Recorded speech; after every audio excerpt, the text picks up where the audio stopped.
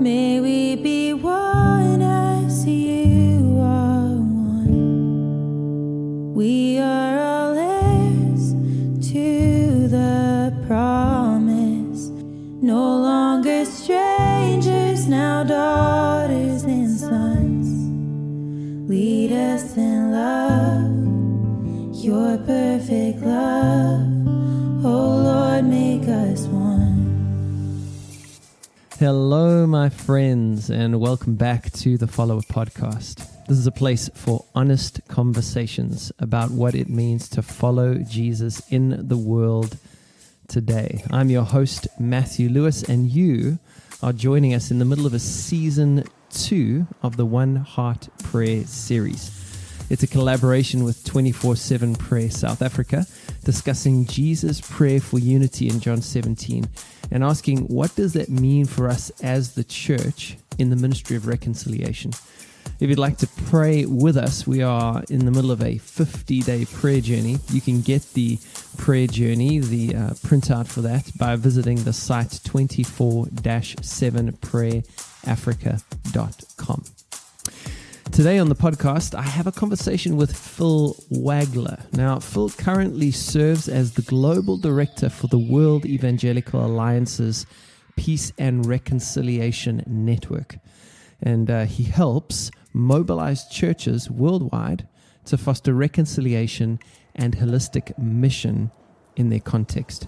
He's also the author of a number of books, including Kingdom Culture, Growing the Missional Church, Live Your Assignment, Being Christ's Ambassadors in 7 Spheres of Life, and, importantly for this conversation, Ambassadors of Christ, 30 daily readings for reconcilers in an unreconciled world. I found that Phil brought a wonderful combination of sort of insight and humility to our conversation as he shared his thoughts on why reconciliation remains an essential ministry for the church, and then encouraged us with stories of where he is seeing unity in the church impact communities around the world. You can find out more about Phil as well as get links to his books in the show notes of this episode. And as always, I hope our conversation is helpful to you. Phil Wagler, welcome to the Follower Podcast. So good to have you on. Thanks, Matthew. Good to be with you. Yeah. And you're coming to us all the way from British Columbia today. Well, I am. I'm all the way here near the Pacific Ocean. Yeah, beautiful. And you were just saying it's quite a beautiful area there where you live. What's the weather like as you look outside your window? What are we seeing there? Well, it's a beautiful early summer day here. So the sun is shining, no clouds in the sky, and it's going to be, probably close to 28 or 30 degrees today. And at some point I will probably wish I could sit by the lake for a little while, but we'll get it. It's a beautiful day. That's great. And you were just telling me that this is kind of your last day of work before you go on a family holiday, which is going to be great. Yeah, looking forward to it. Yeah. We're going to have time with our extended family who live in another part of the country here in Canada. So we have 6 kids, but 3 of our kids are going with us. So we'll have an opportunity to fly together and spend time with grandparents and aunts and uncles and friends and people we don't get to see very often. So it'll be great. Great. To start off, Phil, the question that I've been asking our guests in the series, and the reason I ask this question is because when we talk about things like reconciliation, it becomes like this big, huge idea and thing. We can get caught up in the weeds there and forget that actually it really always does boil down to the simplicity of friendship with Jesus. Everything flows out of there, whether it's reconciliation or anything else. At the end of the day, we are first followers. Mm-hmm. We're first sons. We're called to Him, and then we're called to everything else. And so I'm wondering, where are you most meaningfully encountering Jesus at the moment in your life? I think it's the sustaining grace. Deeply aware of my own need for ongoing growth as a disciple, as a man, as a human being made in the image of God. As I get older, it actually, in many ways, it becomes much more simple and complicated. But on the simple side, it's actually a deep awareness of just who I am, and that, there are parts of my story, who I am, that need continually to be pruned and sharpened and massaged by the grace of God. I think in the past, I would, when I was younger, I would have put more pressure on myself to perform, if that makes sense, like to prove myself. That comes with our youth, right? Like you prove yourself and then beat yourself up if you're not proving yourself, at least according to your own standards. And I think what's happened for me in the last number of years is just a deep peace around Jesus' invitation to abide. Abide in me. That apart from me, you can do nothing. All these things that Jesus said that actually fill a significant amount of scripture, and I'm realizing just the incredible truth of that. There's just a settling of being with. Jesus called the first disciples. When he prayed for who are the 12, like he called 12 to himself, but he prayed for that. He had a larger group, and then he chose 12 out of there. But he just called them to be with him. Be with him, then receive his authority and obey what he says and where he sends. And I think I'm growing in that, which I'm grateful for. And just that joy of childhood, that, as I said, I have 6 kids, not all of whom are walking with the Lord, but that doesn't change that I love them. My love for them is not based on their performance. I desire more fullness for them, more wholeness, more being fully alive in the way that they were created to be alive. And we keep praying that will happen for those who don't know, are not walking with him. But the deeper piece is, I think I'm learning to put myself in the place of the child who's just deeply loved by the Father. And, when Paul says in 2 Corinthians 5, we make it our aim to please him. That's not out of performance. It's out of a deep awareness of being held, being loved. And that the primary thing the Lord is looking for is that trusting, dependent, honest relationship. And that will obey even with the things that need to continue to be transformed. And from a reconciliation perspective, that then flows in 2 Corinthians 5 to, we see Jesus differently, we see the world differently because of this. All things have been reconciled.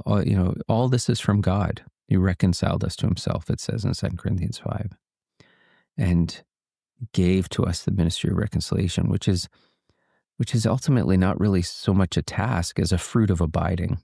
And I think I'm learning that, and probably because of that learning, more aware of where it lacks. More aware of like, oh dear Lord, there's still that, and I think that's actually part of the beauty, is because then the overflow of that ambassadorial ministry of reconciliation is not something we're doing from our head, but doing it because we truly know the King who sent us, and we simply show up as his people and as his ambassadors. And I think that overflow is more important. Skill, all those pieces, they're important. We can learn all kinds of things that are super helpful, and there's more to learn. But if it's not the overflow of just knowing that the Father is delighted in us, and that we desire to please him because there's a rich life together, then it just becomes striving. It becomes unreconciled reconciliation. Totally. Yeah, and we start to force things, and so I think this is where I'm experiencing the Lord in deeper ways. Is just this deep abiding.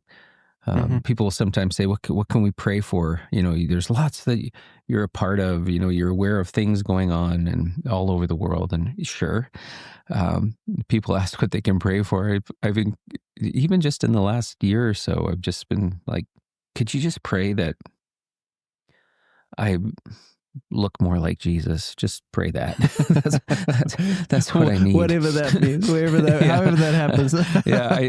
I preached this past Sunday on leadership, leadership in the church, and I tried to emphasize so deeply with this congregation that I was with that leadership in the church is given to those who most smell like Jesus. Like they just have the aroma, and you can just tell, like that, having been with Jesus, that was the beginning of the call of the disciples. But then when you think of Acts chapter 4, when Peter and John, heal the lame man, and they're brought before the Sanhedrin, and there's it's just, hey, these guys, what they come to the point of is these are just ordinary men, and they've been with Jesus. There's just there's an overflow, an aroma, and an activity of their life that even they in some ways can't really explain.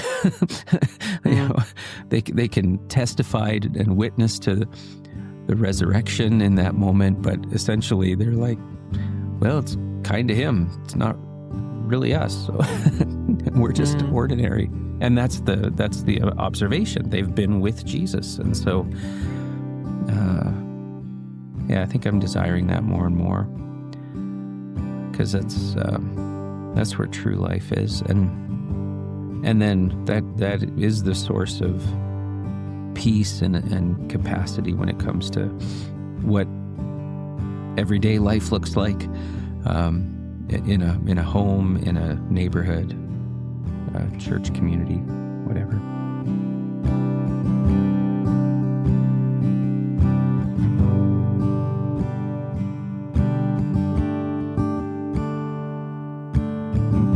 And I think why I like that is because it's a bit counterintuitive, actually.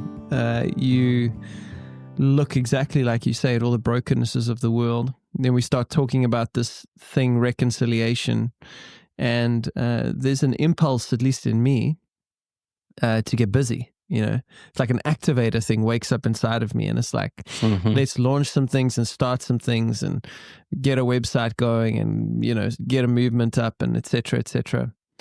But actually, the first and most important call is to that place of abiding. And it feels like a counterintuitive move, because it's entering into rest and all authority and potency and anything. It's Dallas Willard, actually, in Renovation of the Heart, where he says, if I think he quotes Tolstoy as one of these guys advocating for the perfect system, a perfect political structure. And he says, no, the system won't fix it, because even the best system in broken hands is a broken system. And so he says the only thing that can be a dam for injustice and a channel of justice is the renovated heart. And this is why the revolution that Jesus brings is a revolution of the heart. And so what you're leaning into is advocating for that place of revolution, the renovation of the heart, Well, 100%. And, the activist reconciler or peacemaker, or, in any particular category, the activist heart, which is actually from the heart of God, that kind of prophetic impulse to change things. But that activist heart that's not rooted in having been reconciled, it's itself, herself, himself, becomes the storm it seeks to undo. So wow, it just there's grand historical examples of this, where you could argue some historians have, and some even theologians have said. Karl Barth once said that the rising up of communism in the Soviet Union and that Marxist movement in the early 20th century was a result of the church not attending to the ministries that God had given the church. And so there was this gaping hole and cry for justice and righteousness and for people to be treated well and of course that activist, while that was tapping into something important, the activist thing not abiding, not coming out of a restored, reconciled wholeness of the human, let alone systems, actually becomes a storm that is sometimes worse than what existed before. Yes. And so that's true in our own lives. You can think of it at a macro level, but at a more personal level, that's true. There's a deep need for that deep inner work of the Spirit, really, to transform us. And then there can be a self-deception in that, right? Like on that activist side, because it's tapping into something just and a cry, a cry for righteousness, which should be applauded. The thing that can happen is that we blow past our own reconciliation, and it becomes something rooted in bitterness and anger and self-justification, and it's just so counter to who God is. While we were his enemies, Christ died for us. Right? There's a whole other thing there from the heart of God that brings the transformation.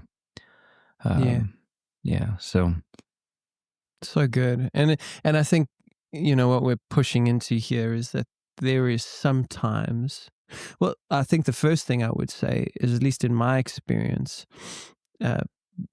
personal formation is not divorced from corporate participation.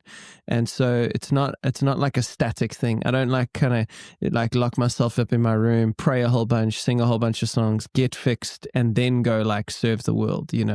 It's like these things happen hand in hand, actually. As I'm busy in the trenches with God, in the city, in my family, in my community, and in my place of private spirituality, he's using all of that and shaping and forming me. So I don't think it's like a resignation from participation in the things of the world. I think, however, it is an orientation of heart to recognize that we are deeply in need of healing ourselves, and like you were saying, this idea of awareness of that. And so even as I'm participating in whatever I'm participating in, as I follow the Spirit in this ministry, it's like I'm aware that I'm a wounded healer, Henry Nouwen, right? I am part of the solution and I am part of the problem, and Christ is meeting with all of us in that place, and he's forming us into his image. And so there's just an orientation of heart, because I think sometimes unrecognized, that ego element, then, if I haven't recognized it, if I haven't really brought that out into the light, that ego element thing can attach to even the most noble of causes, and then 100%. tries to suck identity out of the cause, and then ends up crumbling under the weight of that. Yeah. Oh, I totally agree. There's so much of the scriptures and the way of Jesus that is understood this way. Even the Great Commission, it's as you are going, make disciples, right? It's as you are going among the nations, make disciples, and then you're teaching them to obey everything I've commanded you. So it's not that you have it figured out before you go. It's that it's that as you are going, you realize, oh, Jesus spoke about this, and what he taught me, I am now to work itself out, and in that process, I am making disciples. There's this constant flow that comes. It's one of the reasons why Christian community, the life of being in the body of Christ, is so crucial. because so many things are only exposed in community. So many things in me are only exposed within community.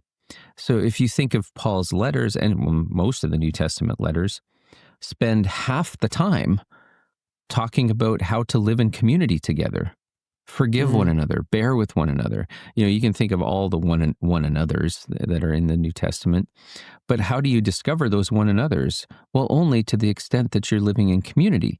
How do you discover the need to forgive one another? As you said, not sitting in your room praying about it, but realizing, I've wronged you.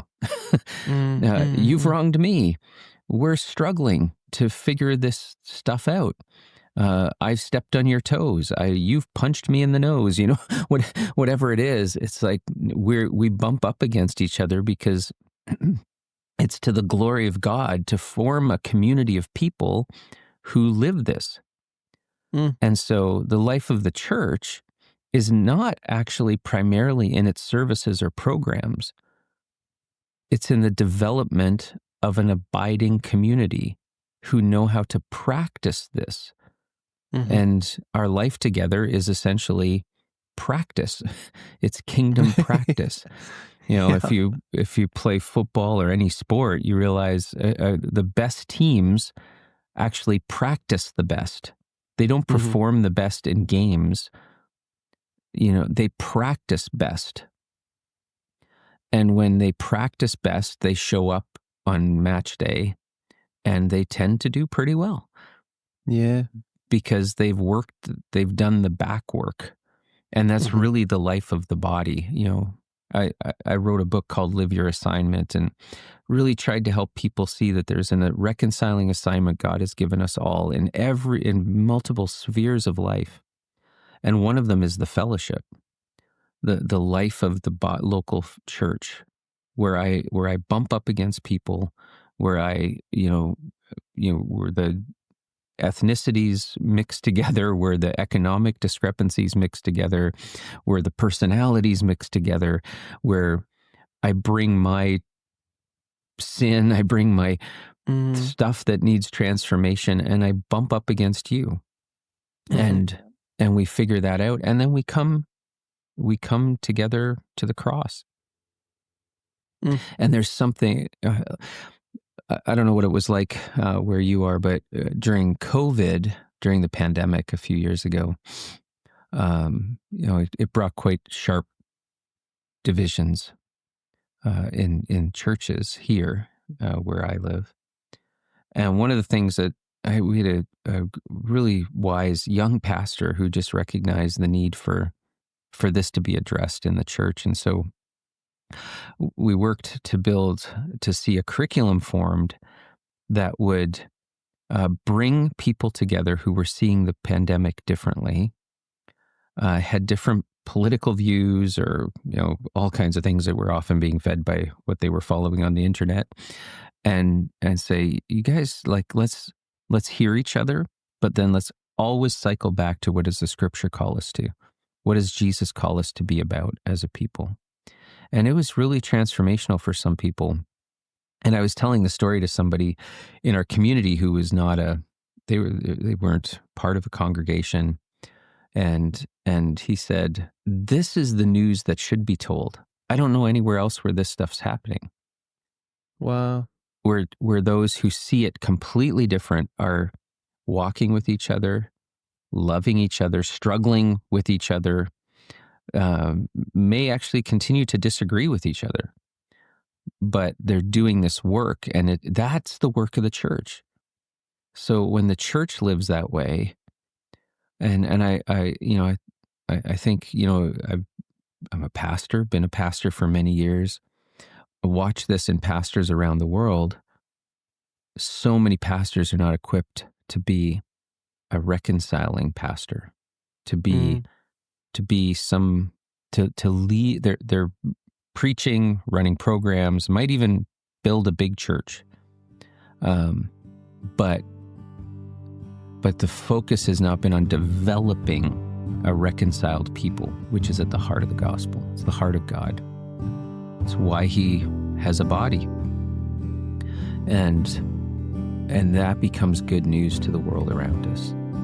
Yeah. And it's going to be in small things, hard things, and slow things. It tends not to move fast, but it definitely bubbles over.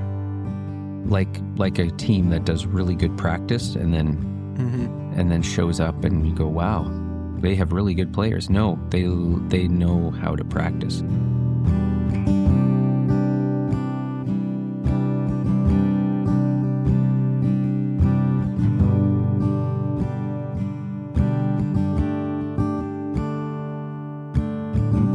I think on this idea of practice, you practice for the game, and ultimately from our perspective, we're playing, to quote a Simon Sinek idea, who's not even a theologian, but this idea of the infinite game. Like the game we're practicing for is the new heavens and the new earth, And so some of the fulfillment of the things that we're putting effort into now will really only be seen on the other side of eternity, the degree to which we become the kinds of people who are compatible with the kingdom that's on its way. And I think sometimes that's also part of the challenge and why people get maybe disillusioned or frustrated with the work of reconciliation is because sometimes our timescales are just too small.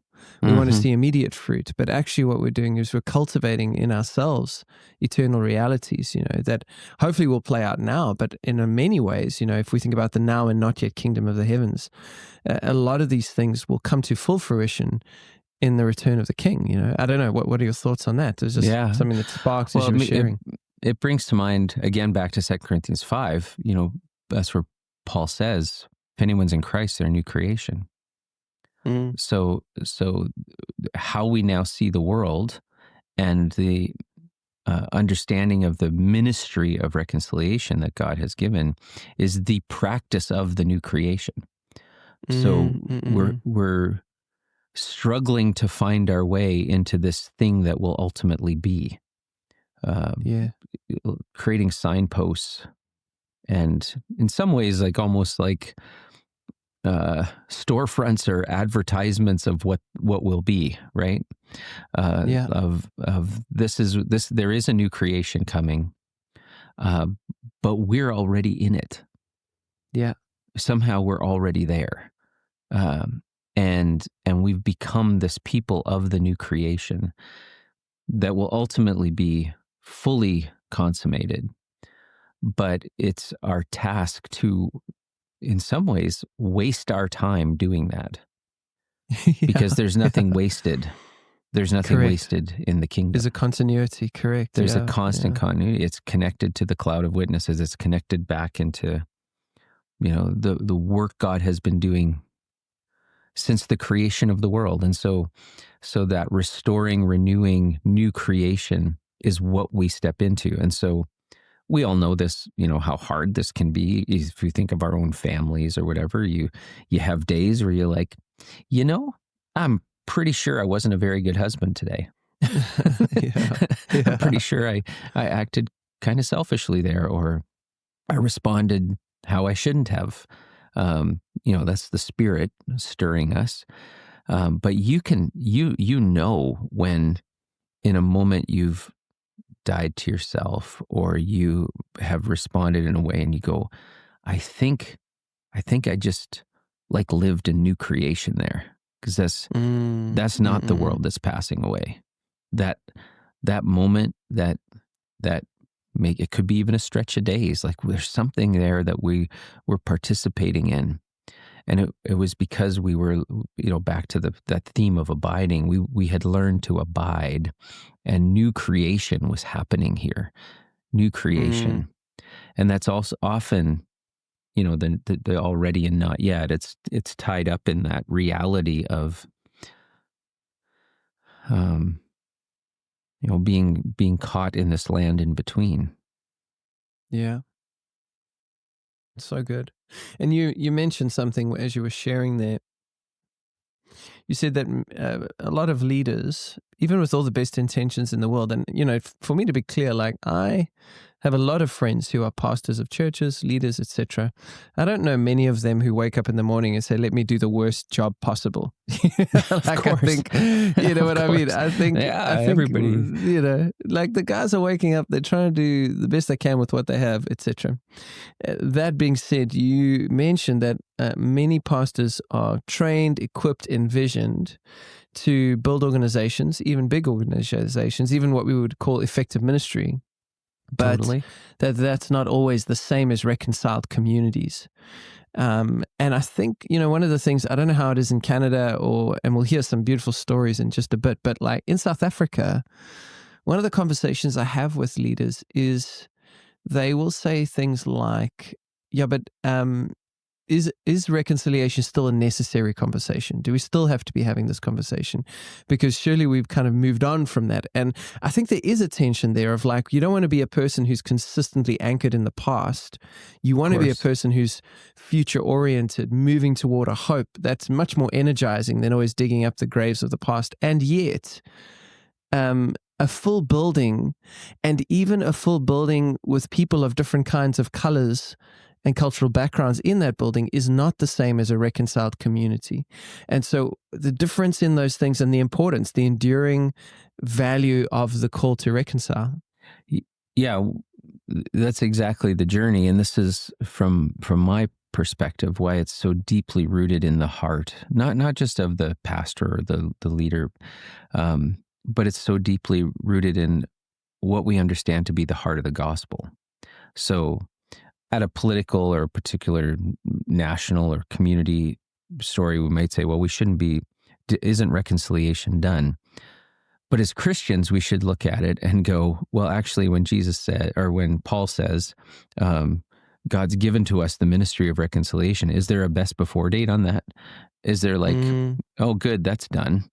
Well, no, it never will be. It actually, this is honestly some of what gets frustrating, because this is actually last night, after dealing with a bunch of things that never get done, never are completely reconciled, I just went out and pulled weeds in my garden and trimmed and did some pruning, because I'm like, well, at least that's done. You know, I need to seize the results of something. I need to see the results of that. But it is, you know, there's a parallel there, right? Because when are you done? When are you done weeding your garden?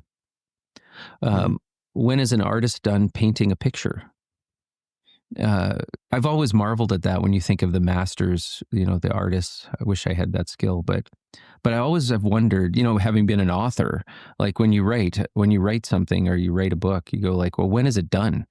I don't know, because like you can, like the master painters, I've often wondered, when did they like look at it, you know, and go, I think it's done. You know, like, because you can always go, oh, there's that, you know, oh man, over here, there's, if I just touch that up a little bit, right? And I don't think the ministry of reconciliation is ever done. You know, in Christ, the price has been paid, and and we've been reconciled to the Father. That is done, but the ministry of reconciliation is never done.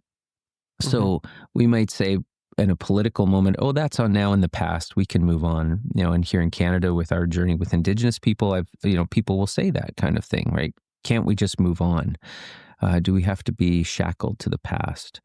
And there can be some very unhealthy things if that's the case, right? Because it can bind you to an unhealthy story, and it can also deceive you, right?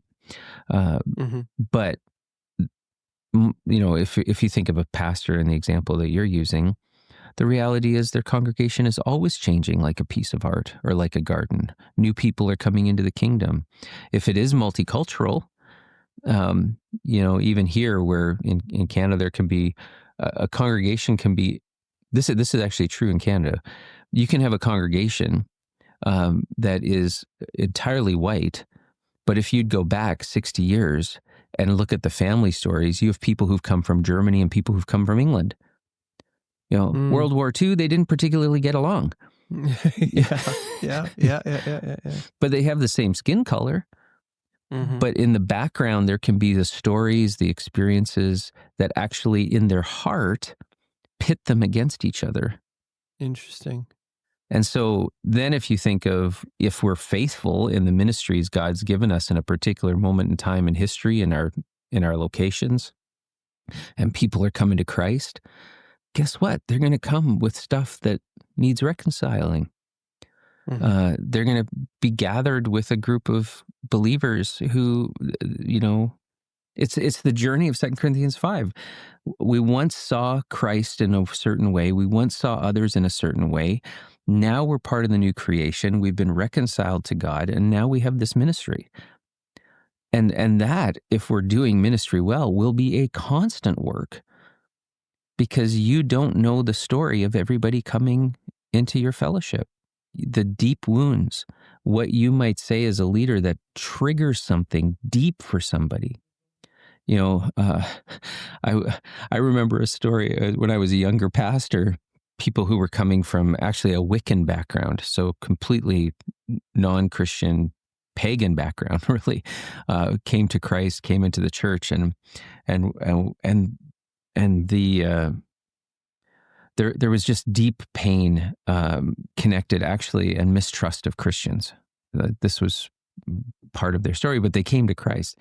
And I remember I would be talking, and would meet with them, and they were struggling in their marriage, and I prayed with them that the husband, that the Lord would love his wife through her husband, because this was part of the pain, and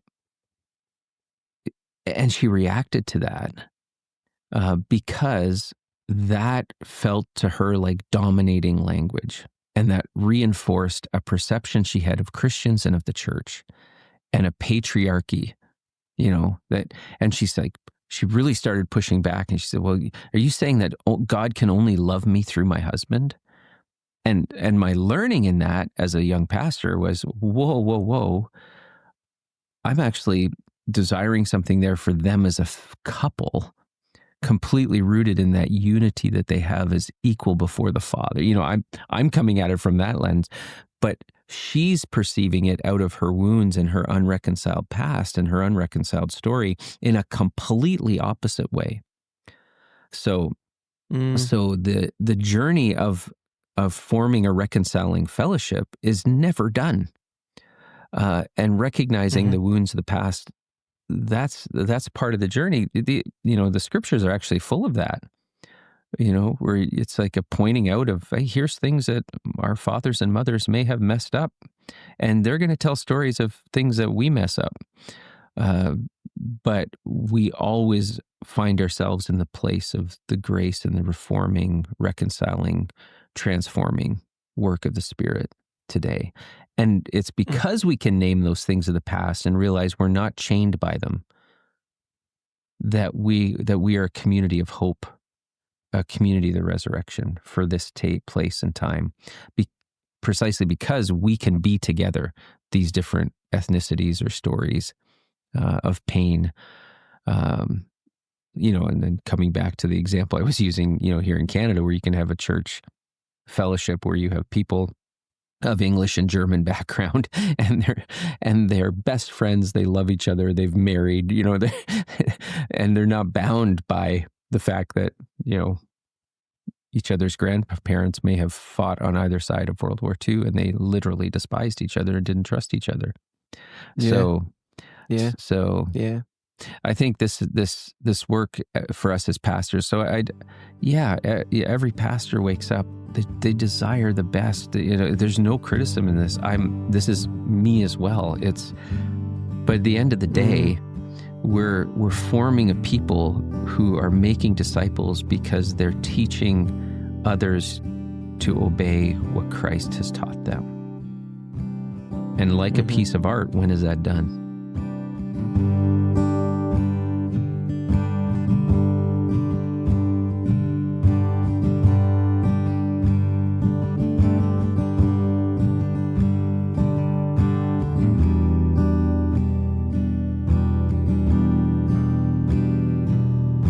Totally. And it's a kind of unity. I think that's also part of the challenge, is that we need to, sort of Walter Brueggemann, prophetic imagination. We need to like expand our imagination as to what it means when we talk about reconciliation. Because I think sometimes when we talk about reconciliation, we kind of we let it sink down to the level of like different people in the same room, basically, But I don't know about you, but here in South Africa, the Springboks can get a whole bunch of people from different backgrounds in the same stadium. You can have a really good sports event. I think there in Canada, you got ice hockey, you got basketball, like, you get a whole bunch of things that can get different kinds of people in the same room. But when we're talking about reconciliation, we're talking about a much deeper level of unity than that. And that's also part of the challenge, is that the goal is not simply to get people of different ethnic backgrounds or socioeconomic backgrounds or whatever the thing is in the same room. The goal is to get them to have the shared life. And I think that's where the metric is more the dining room table than it is the Sunday gathering, Like that's the question we should be asking. Tell me what your dining room table looks like. Tell me what your living room looks like. Who are you sharing life with? Who are your friends? Who's actually in your life, Yes, because what that does, that goes to the levels of systems and justice and righteousness. So, like, to use the sporting analogy, which you talked about with the Springboks, or here in Canada with other sports, is you can get lots of people cheering for the same team. They have a great time. They hug and give a high five with a complete stranger when their team wins. And then we'll mistreat each other 2 days later if something happens on the road, right? Like it's a it's a beautiful moment, but it's a false reality, because none of the systems have changed. When the body of Christ, even the smallest local fellowship, this is why in the Peace and Reconciliation Network, our vision is becoming God's reconciling presence in a fractured world. It's becoming this. So no matter how large the fellowship or how small, the reality is that when a group of people, and I believe this is at the heart of what Jesus said when he will build his church, and the gates of hell will not overcome it. The deciding factors of what happens here will not be shaped by hell, but will be shaped by how I'm building my ecclesia. That when a small group of people, it's mustard seed principle, it's all those parables, right? When the smallest change this way based on the lordship of Jesus, there's a systemic change that happens. It's not a programmatic change. It's not a show up and be in the same room change. It's actually a systemic way of living that is transformed. And that system. So actually, I have a really great story about this. So a few weeks ago in the Peace and Reconciliation Network, we were with our Middle East, North Africa team. And of course, you're sitting on the south end of Africa, but in northern Africa, there's this terrible tragedy happening in Sudan. It's, largest people displacement on the planet right now, internally next to 12 million, around 12 million people. It's terrible. And we had a leader of the Evangelical Alliance with us. He shares the story of something that happened. They were brought before one of the military officers, an officer who has significant authority, and he was going to question these Christians. And so this brother of ours is brought before him, and he says, this country is divided ethnically. We're in a civil war, and it's religious, it's ethnic, tribal. But we notice that in the church, these same ethnicities, these same tribes live at peace with each other and are different. And how is this possible? The only way this is possible if you're being paid by outside foreign powers. Only if you are receiving outside foreign power payoffs to act this way is this possible. And our brother, he said, for the first time, he understood more deeply what Jesus meant when he said, by your love for one another, they will know you're my disciples. Because what has happened is a systemic change, not a programmatic change, not even like we're all on the same, we've all checked the same doctrinal boxes. There's a systemic change that's happened, and that becomes a new reality within the culture. And that's also why the reconciled community often finds itself, Jesus said, ironically, Jesus said, I came to bring peace. I came to bring a sword, not peace. Because when this systemic change happens, this new reconciled community, this new system and way of justice and righteousness and living out the gospel together in the fullness of what it means to be the people of reconciliation, becomes an affront to the powers. It becomes like Brueggemann's prophetic imagination. It becomes a prophetic community, a prophetic presence. And often the powers that be, the principalities and powers, don't know what to do with that. So when Paul said in Ephesians 3 that through the church, the manifold wisdom of God is being revealed to the principalities and powers, it immediately follows what he says about Christ being in Christ's broken body. The dividing wall of hostility has been broken down, and Jew and Gentile are one. There's a new humanity. There's a new systemic reality on the planet. That new creation has come, and through the church, the manifold wisdom of God is being revealed against the principalities and powers. There's something systemic. And so I think for me personally, as in my ministry, even how we form our households, right? How we form our families, how we live in our wider community, interreligiously, and with others that are different than us. If we have captured this and are becoming this more and more, that's why I think we don't ever really get it perfect. We're becoming something that God has done and will ultimately do. Right. That when we live this way, it is the revelation of another system. And so one of the cries around the world in places of deep brokenness, so whether it's, this story in South Africa or other parts of the world, is it's not so much, as you said, being in the same room. It's like, has the systemic stuff been addressed? Has the systemic things that got us to that messy place, like, are we aware? Are we acting differently?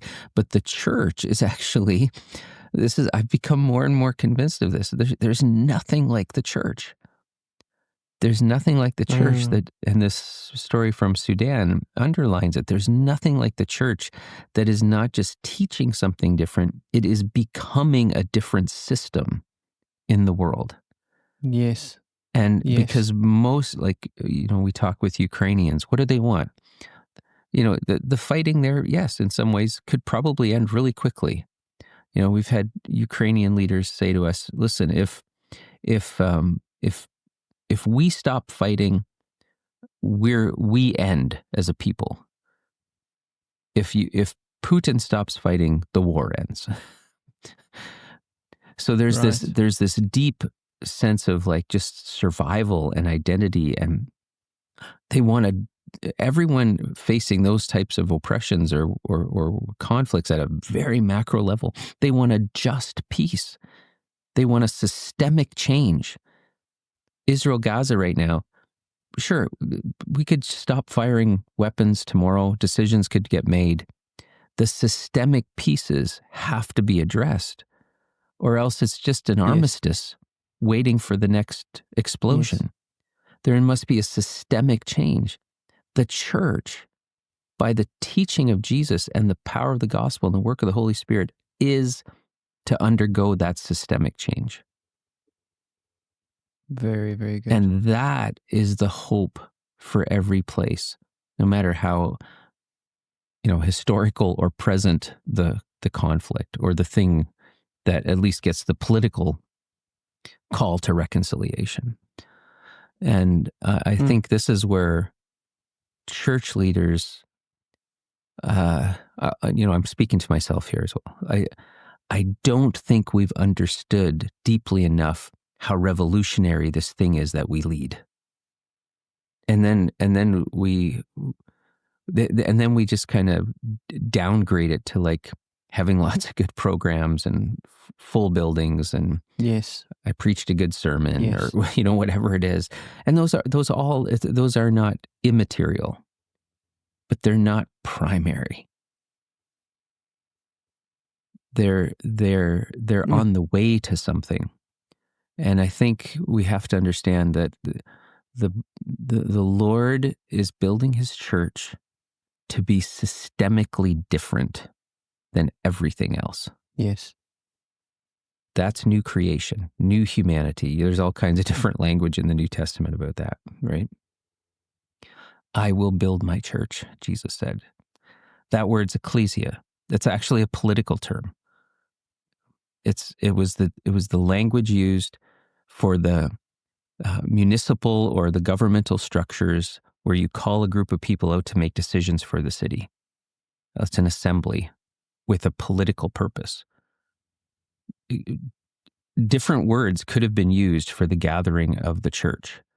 It's a very specific word. It's essentially, and so Matthew 16, where Jesus says, I will build my church and the gates of hell will not overcome it. The gates historically were the place where the decision-making of the city happened. It was the place of the seat of power. And so basically Jesus is saying the place that's making decisions from the pit of hell for the rulership of this place, I will build my church, and this power will lose its power because a new system will emerge. This is what I'm building.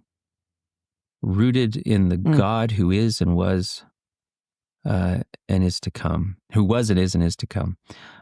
Rooted in the power of the cross, which undoes and completely brings to nothing these principalities and powers. Resurrection and the coming of the Spirit that blows and empowers the church to be this new system. And I just know, like in my ministry, in the work we do as, PRN around the world, just we're even the smallest band of disciples understand this. It's a game changer. And it's a society changer. It's hope. And it's never done. It's never done. Yeah. And so, I'm more deeply convinced of this. And so it always stuns me, the beautiful power of what God will do through ordinary, simple people who simply catch that vision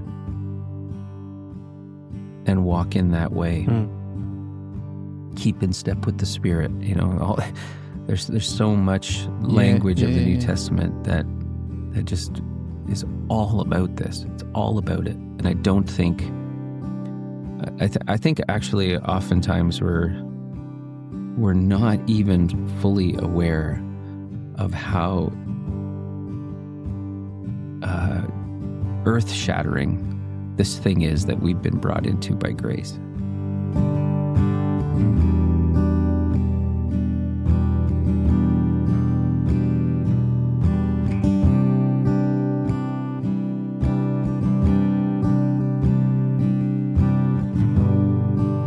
So good, Phil. So good. I think that's a good place for us to land. And I think just to summarize that thought, which I love so much, is that, and we've said so much in this conversation, so this might be one that you need to go listen to again, friends. But the thing I really take away from this is, first of all, there's no accusation here. There's no condemnation here. Nobody's throwing stones at anybody. But there is an appeal for us, as if you're listening to this and you are in some way in church ministry, or even just a follower of Jesus in the place where you live, there is an appeal for us to enter into the fullness of the invitation of the ecclesia, to enter into the fullness of what that means, and not let that be minimized simply to the mechanisms of the world, but with the Jesus sticker on it. It's a good way. Like there are lots of ways to draw a crowd. The church is not one of them. The church is something else altogether. It's a kingdom. Brian Zahn talks about how we're people from the future. It's a outpost of the coming reality in the midst of the world that's passing away. And that is a far greater invitation than just to have a good Sunday service. It's so rich. Not, as you've said, not that those mechanisms are bad in and of themselves, but just they're onto a greater end than how many people are in our church each Sunday, yeah? Yeah, well, Jesus didn't trust the crowds. Yeah. He didn't trust them. And when the crowds grew, he seemed to find a way to shrink his followership, because he would raise the bar again. Yeah, and he would push it, not and never, always in love, right? Like, but because God has a mission. That's why it matters so much. And so I think this is the work, if we're talking to leaders, this is the work of the leader's heart. And why the abiding is so crucial. Apart from me, you can do nothing. You if you don't abide in me, you're not going to bear fruit. You can think of all those things that Jesus said, and then we preach them, and don't go practice.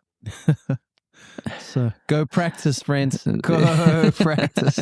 Go have a good practice. It's interesting, along those lines. Here, of course, in Canada, hockey is very popular, and one of our national hockey stars right now, he's actually known as he's going to probably end up being one of the top 4 or 5 players in history at this point in hockey, and he is known actually as the guy who practices harder than he plays in the games.